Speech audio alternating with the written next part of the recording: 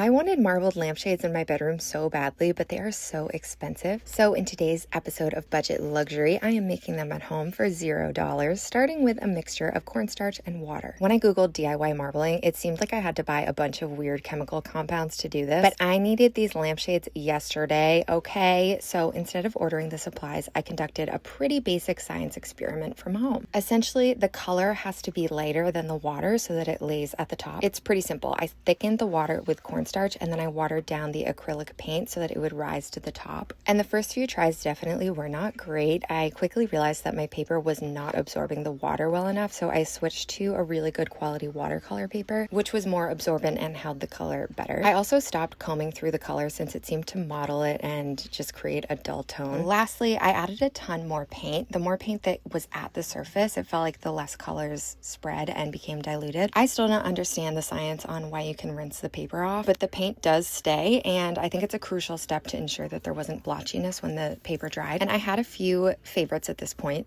My nanny came downstairs and was like, "What did mommy do?" Because my kitchen literally looked like a meth lab at this point. But before I cleaned up, I needed to construct the shades. I just paired similar marbled papers together and wrapped them around the shades with hot glue. I trimmed off the edges, and I'm going to use that scrap paper to make bookmarks for Christmas. And then I hot glued some velvet ribbon to the edges as trim. The pair that I wanted would have been over $200, and I used some inexpensive lamps that I already had and spent $0, and now I have these gorgeous lamps and a lot of extra paper for wrapping.